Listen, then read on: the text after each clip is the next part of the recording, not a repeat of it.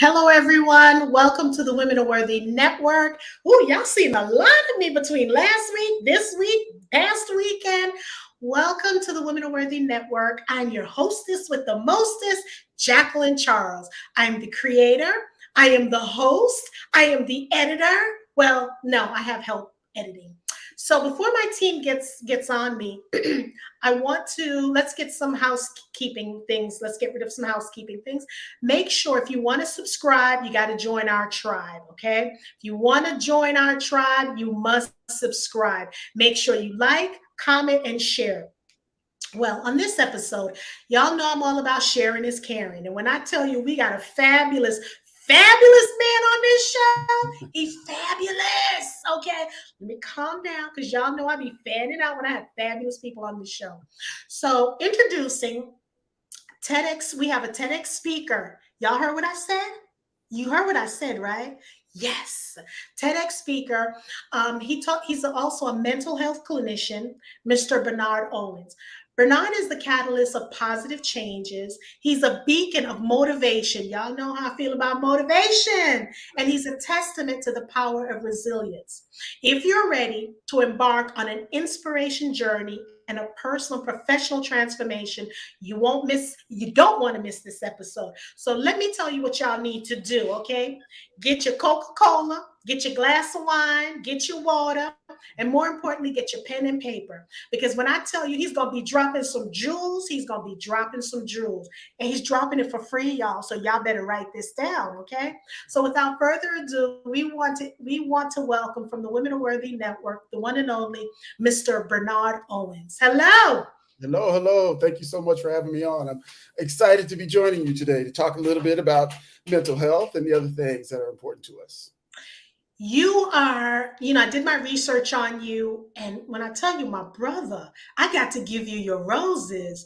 You are true. You are true. You know what I'm saying? You are in it to win it. You want people to get healthy. You're devoting your life to this when you could be doing so many other things. And you're not new to this. You're true to this, right? Mhm. And I want to thank you for that. So, who is Mr. Bernard Owens? Who is he? Bernard Owens is just like you, just like anybody out there, but I just figured out some techniques and tricks along the way to help me advance. And I don't mean financially or career wise, to help me advance as a human being, right? I think oftentimes we overlook the character building and emotional wellness building that we need to do in order to be successful beyond our careers and beyond the other activities we're expected to do, whether that be a parent or whatever else in your life that's important to you. So I'm really all about helping people to reconnect with their authentic selves and have better relationships with the people in their lives that they care about. What I've noticed, people who are out here helping other people, the community, so to speak, they've had some wounds, they've had some history that they had to heal themselves. Because I found out health practitioners, people just, you're not doing it for the money. You want to heal people, and you've gone through some emotional, mental, physical abuse. That's why you're doing this. Not you, I'm just saying in general. So have you gone through something that brought you to, I want to help other people?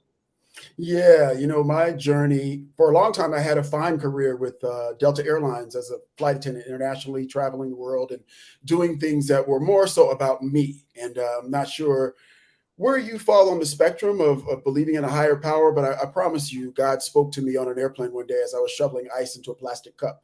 Light came through the cup, and I swear something said, "I have more for you to do." And I was kind of taken aback, and I remember looking around like, I hope, what's wrong with me, right?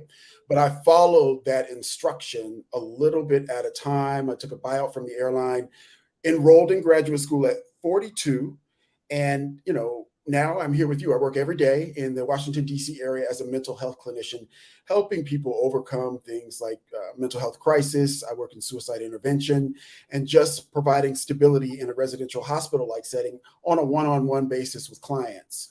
So my recent work with the book and with the TED Talk is more so about expanding my audience, expanding my reach so that I can help more than one person at a time. Because after the pandemic, I realized that there was a greater need for larger bandwidth in terms of helping more folks, and just providing them with the insight that I've been able to gain over the last 52 years of being here on this planet. It's not always easy, but it is achievable. Personal happiness is achievable. 52 years young. I done told y'all, black don't crack. No, that's not true. Good black don't crack. Okay, the other one cracks. Okay, so what I want to say, right, is so here's some rules on social media.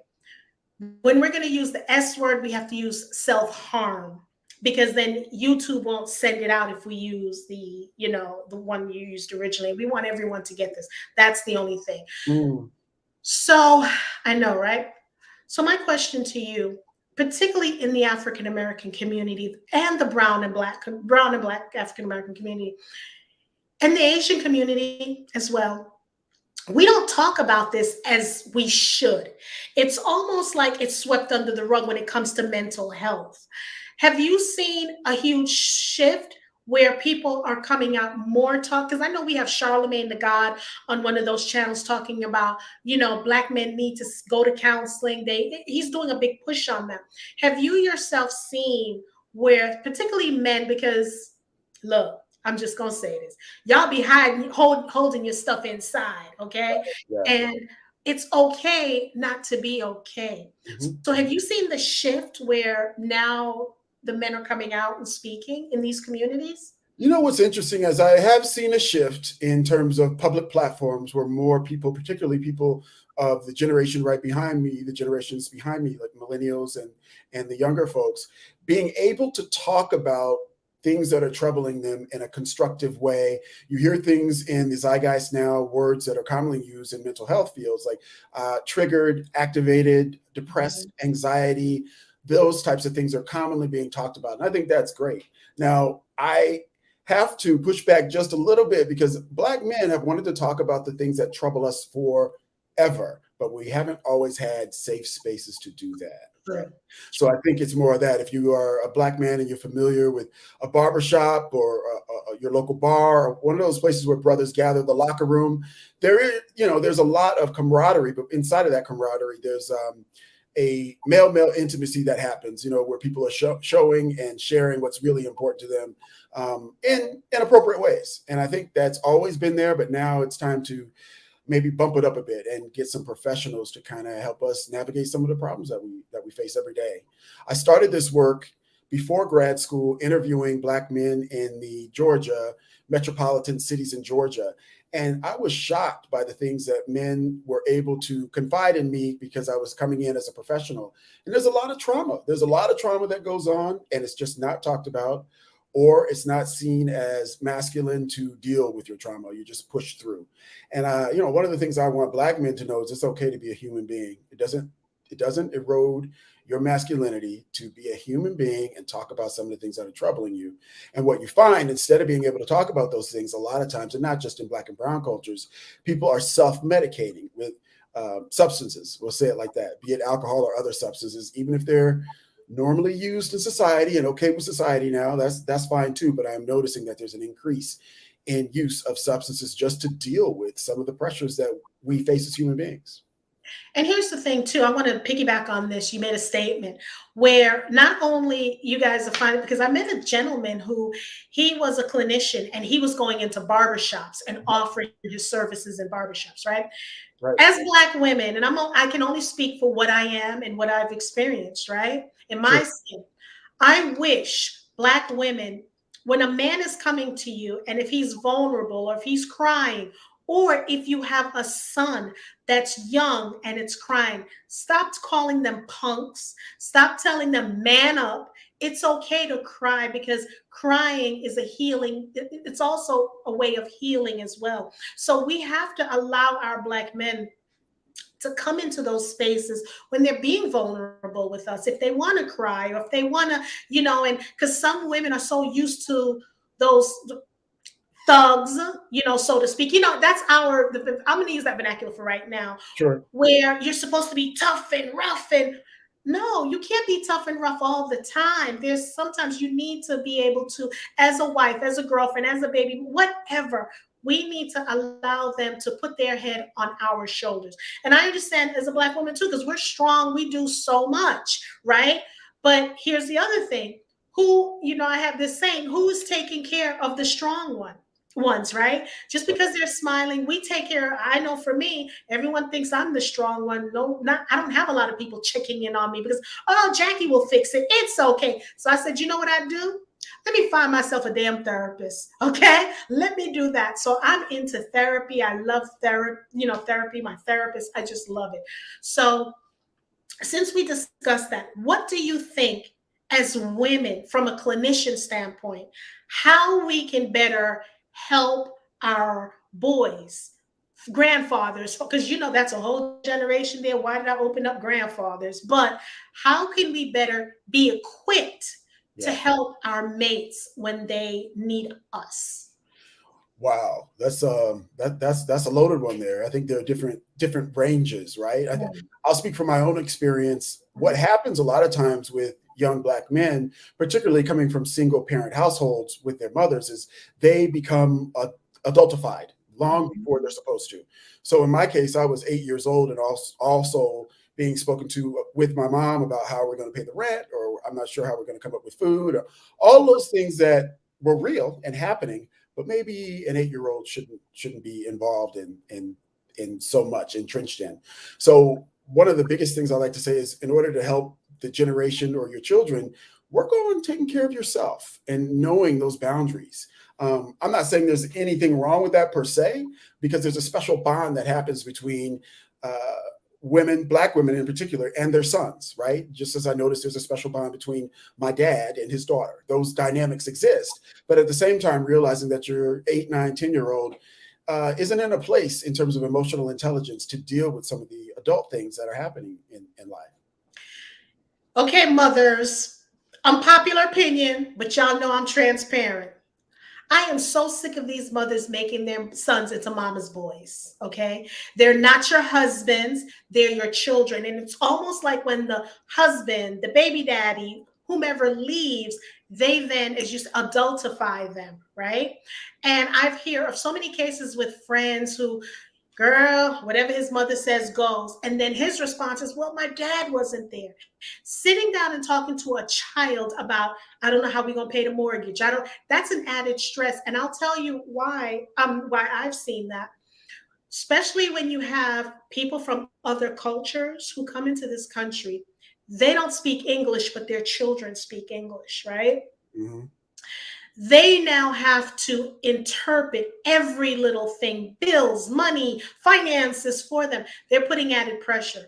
I mentor young girls, and the pressure that I'm hearing from these young girls where they want to self-harm themselves because they don't want to have to go and interpret, well, my mother doesn't have money, yes, you're going to evict us. Children need to be children. They don't need to be involved in those things. And I understand if you're going to get evicted, I get that.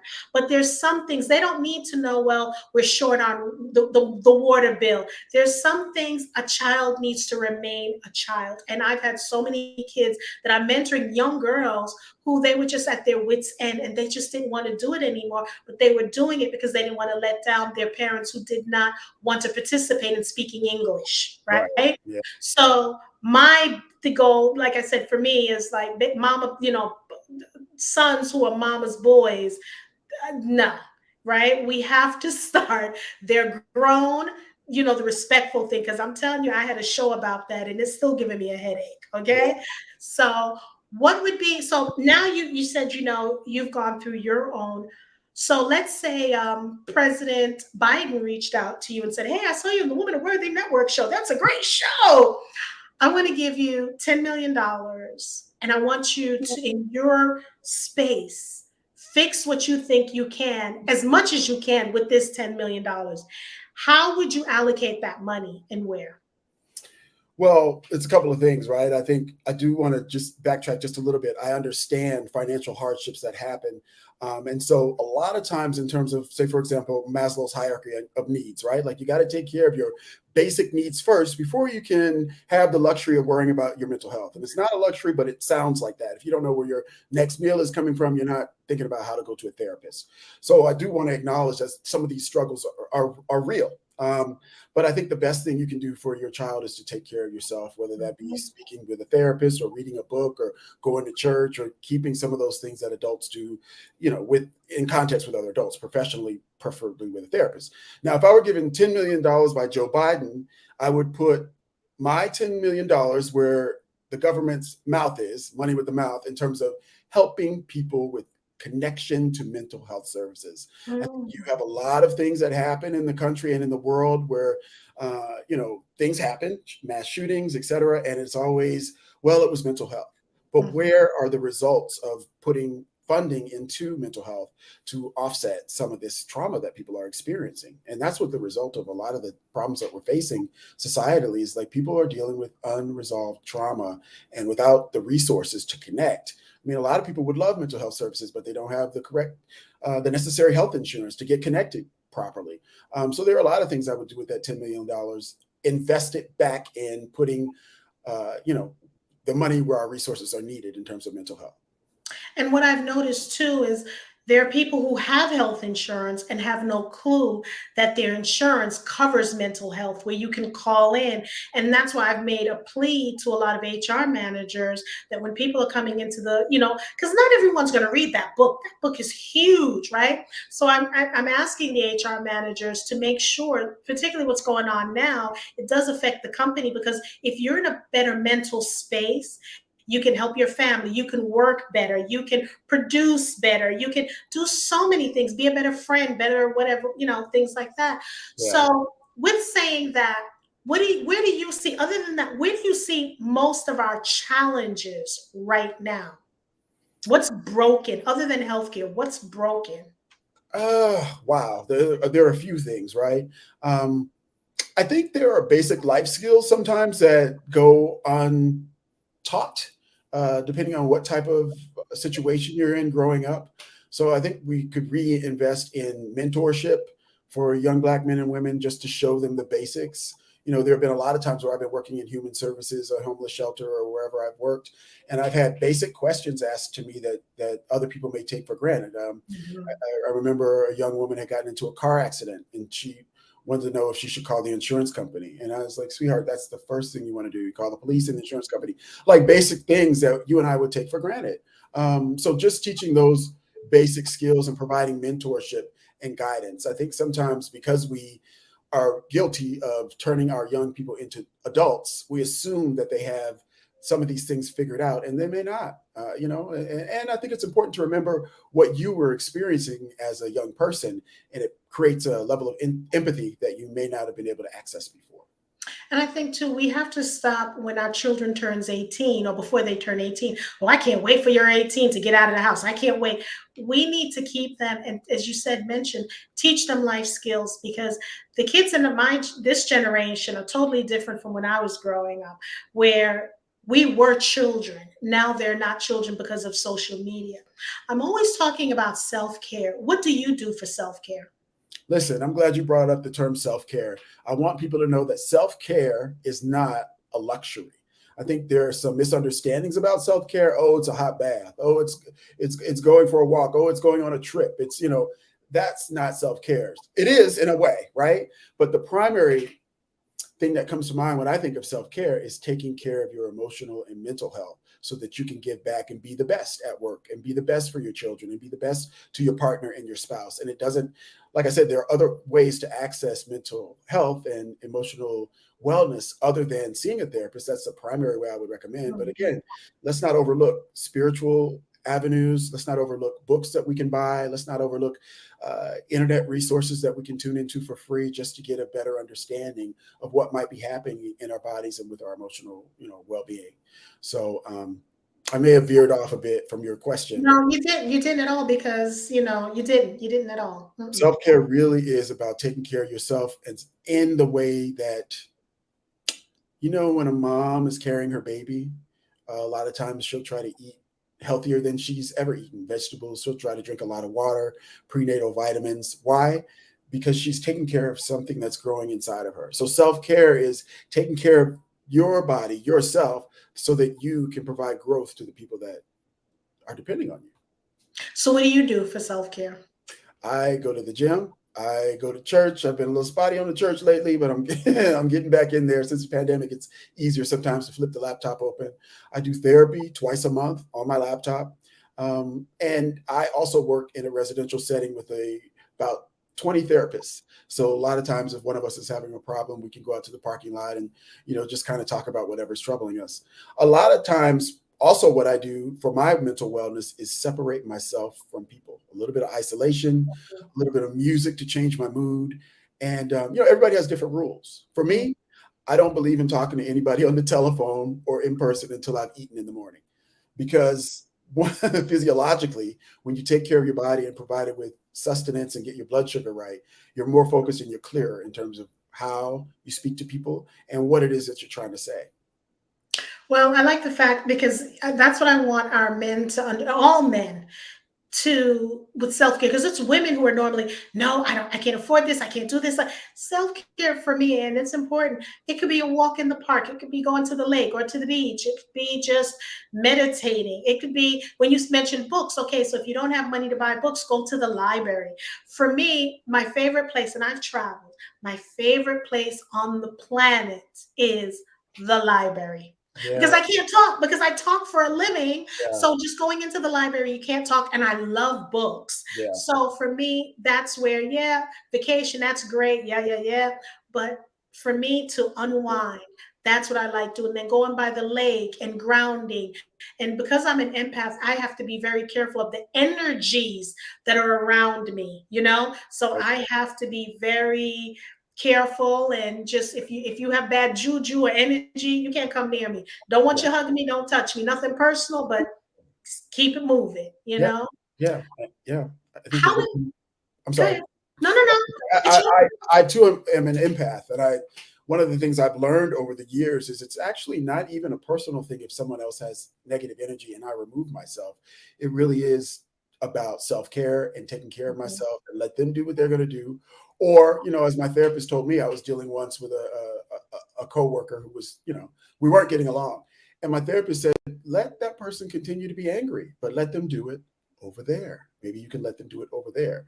And that was really helpful to me because I wanted to be a peacemaker and make things right. And then I thought about it and was like, yeah, maybe they're doing what they do, but they don't have to do it. I don't have to allow them to do it in this space as an empath Right, and all right. that on. So I think self-care is also setting up boundaries. And to be clear, boundaries is things that you set for yourself that you won't tolerate, not things that you impose on other people. Let other Mhm. people be other people, but the boundary you have is I'm not going to engage in this because it's making me feel a certain way. So I'm going to remove myself, you know? Because I'm all about peace in my mental space. I'm Yeah. not going to allow you, because I think the judge just ruled in my favor that I divorced majority 99.9% of my family. And when I tell you I am peaceful, look at that. Because Yeah. sometimes I think people struggle with, if it's family members, if it was a friend, you would just disconnect from them. But when it comes to family members, you keep trying and trying and trying. I don't have the patience and tolerance anymore. And it's okay. Again, I can love you from a distance. I don't want you in my space. I'm not going to have you in my space, you know. Yeah. Ooh, Mr. Rob. Okay. Let me say this, right? Y'all, when I tell you I have a brother from another mother, when I tell you I've met one of the nicest person on the planet, who's also helped me in my career by helping me get guests. And he is the one who, his name is Mr. David Robinson. When I tell you this man is powerful and phenomenal, he's powerful and phenomenal. So hi David, you're not gotta put that out there, because that's who you be, right? But we have to learn, back to the point, we have to learn that it's almost like we have to retrain our thoughts, because family and spiritual and the Bible. So what I've learned was, I am related to them by DNA. They're my relatives. My family is whom I've created, right? True. Yeah. So that's what I've learned. And where, because I was feeling guilty, I was having panic attacks. I was going through so much, just them calling me. I'm like, and again, being an empath, it's like twice as hard as everyone else. Yeah. So I've learned through therapy, through binaural beats, through meditation, to leave those people alone. And there's friends that I do the same thing with, who we're still friends, but from a distance. So, Yeah. Yeah.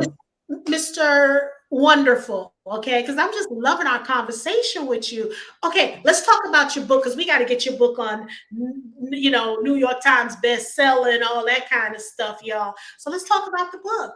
So the book is called The Only Thing Wrong with You Is That You Think There's Something Wrong with You. And that title was birthed out of my relationship with my paternal grandmother, who helped, and at many times in my life, helped raise myself and my brother when my mom had fallen on hard times. And I was a young man going through whatever I was going through, anxiety, depression, and the like, and questioning my existence on the planet. To be quite honest, I had my first self-harm attempt, uh, permanent self-harm attempt at 11 years old, and then went to live with my paternal grandparents. And, my grandmother was a strong Black woman. And she said to me one day, the only thing wrong with you is that you think there's something wrong with you. There's nothing wrong with you. And she meant that not as you don't need to go get therapy, not that. She meant that as a creature created in the image of God, you are perfect just as you are. Now, that doesn't mean that you don't improve on your skill set and try to improve on how you move through the world. Everything is about improvement and learning and growth. But how you came here on this planet is divinely purposed. And I always appreciated that from her, just those bits, those jewels, those nuggets that only, quite frankly, only a Black woman can give you. That love, that nurturing, that hug that feels like a warm blanket. It's just powerful. And so that's what the book is about. There are lessons in the book that I've gained since 11 and trying to self-harm permanently. There are a lot of lessons that I've gained along the way. And it's a fun book because it also chronicles my journey through adulthood up until 2 years ago, actually, with music from, the 70s, 80s, 90s, and into the 2000s. So it really is a fun book, only 100 pages, a fun read. And if you're looking for ways also, book aside, to manage your feelings about the family that you were born into, check out my TEDx talk on YouTube right now. I talk a lot about shifting your perspective of who the people in your family are, shifting your perspective in order to have a different relationship with them. Not perfect, not Brady Bunch, but different so that you can be whole and feel comfortable yourself. It's not about changing other people.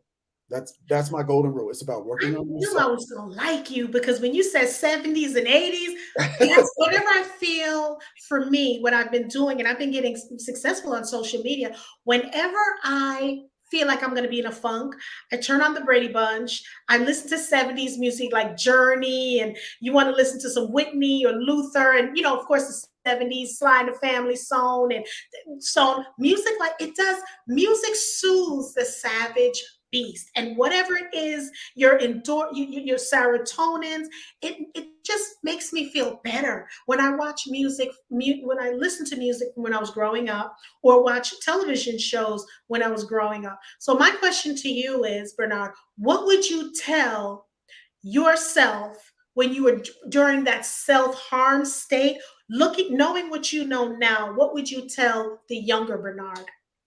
You know what I would tell is to listen to that voice. Because even when I was going through that, I knew that I couldn't articulate it this way at 11, but I knew that God had a plan for my life.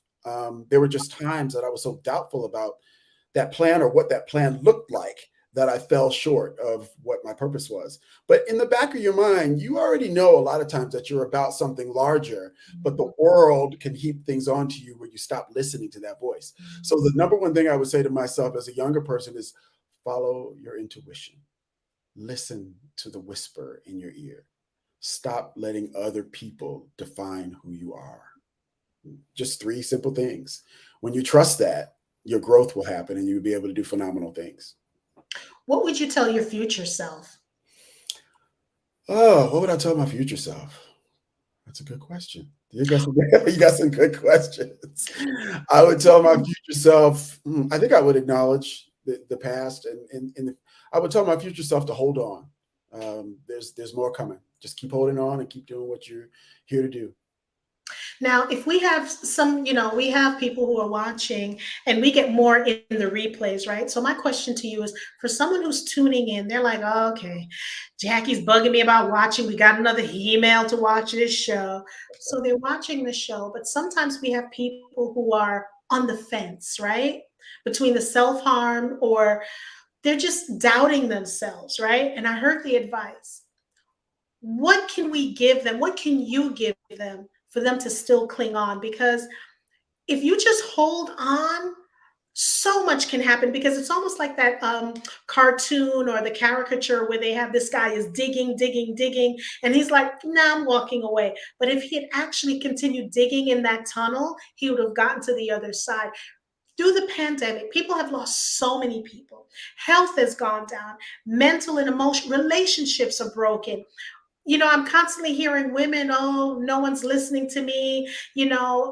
What advice would you give someone like that? The advice I would give someone who was looking to help other people who are going through things is, I'm going to lean in, let them talk.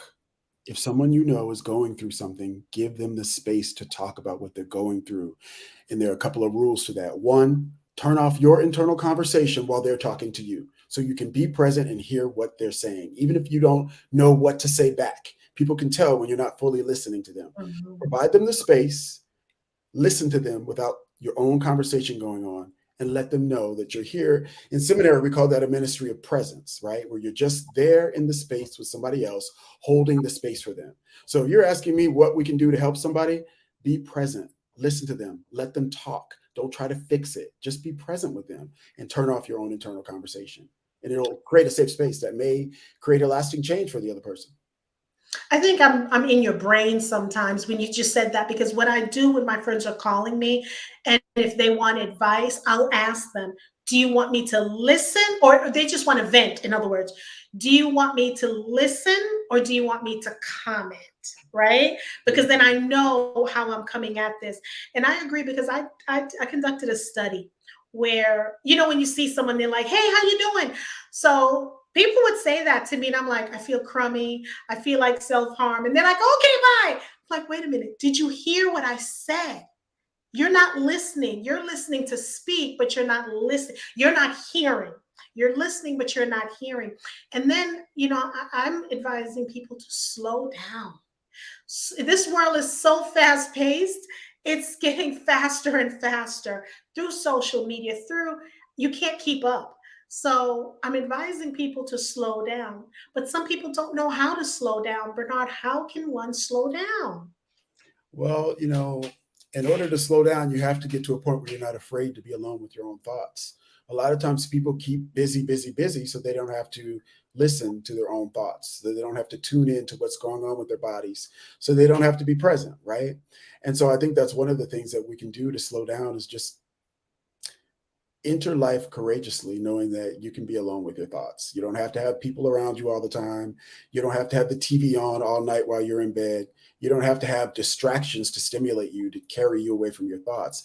Because the more you do that, the more you try to cover up and run from your thoughts, the larger it swells. Whether you're medicating with alcohol or drugs or shopping or whatever it is you're trying to do to cover up how you're feeling, all that does is provide a temporary bandage, and the wound itself just expands and grows until you're in crisis.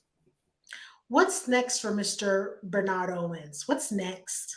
Well, I just finished the TEDx talk in September, and the book is doing well. And I'm going to be doing some speaking around the country and some workshops. And you can find all of that out on my website, bernardowens.media.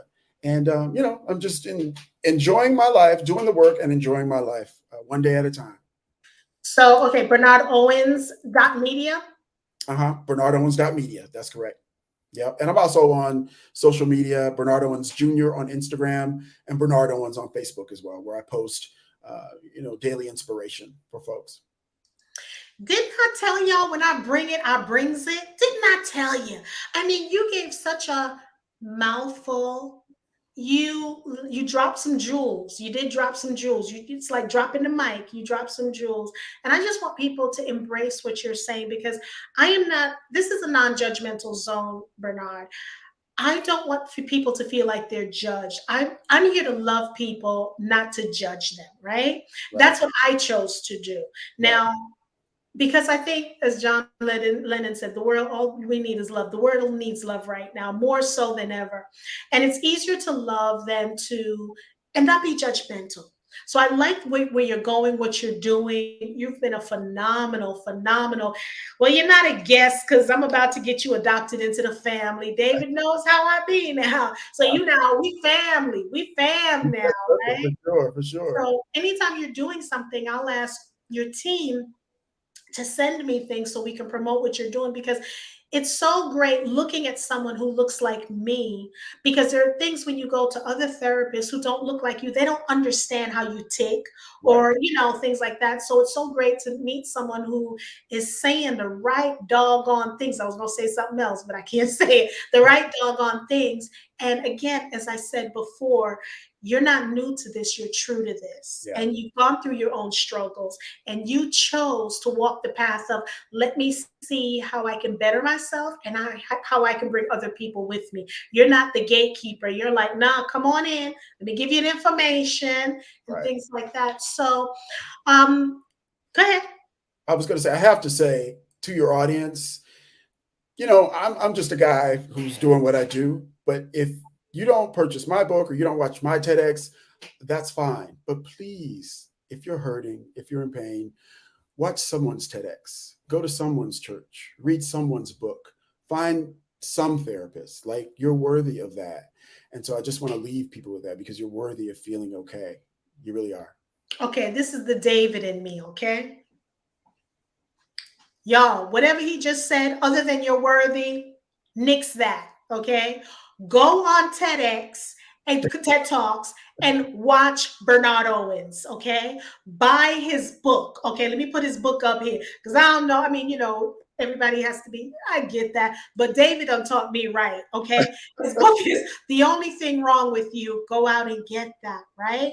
And also just check out his TEDx, TED Talks. It's free, y'all. It's free. Go out, because I'm sure I promise you, what he says is going to resonate. There's things that he's going to say that's going to resonate with you, right? So I understand he basically, if you don't want to listen to me, listen to other people. I'm not going to say that, because I'm not promoting other people, okay? He's right here, right now. So make sure when you get off, when you're just relaxing, drinking your cognac or whatever it is you're drinking, your beverage of choice, relaxing, smoking your cigar, or just in your environment, meditating, have him play in the background, right? Because I would like you to be focused when you're listening to the words that are coming out of his mouth. Mm. Okay, because it's going to resonate. It's going to help you. So just listen in. So, without further ado, we want to thank Dave. We want to thank Bernard Owens for being on the show. We want to thank the brand, the one and only David Robinson as well. But you've been, I'm really delighted to get to know you. I'm so proud of what you're doing, Mr. Owens. You're just a phenomenal. I don't want to call you guest, new family member. Let's say that, okay? And I wish you abundance, giving you your flowers now, abundance, peace, blessings. May everything multiply triple fold. Because I know when it multiplies triple for you, you're then going to have the resources to help other people and those who can't afford certain things. Mhm. So that's why I'm wishing that for you. Okay. Thank you. So I'm glad you were on here. So again, if you want to join our tribe, y'all, I told you I was going to bring it. You must subscribe. Okay. You must subscribe. So tune in, make sure, you follow everything that we're doing. We're going to bring more impactful interviews and conversations like this.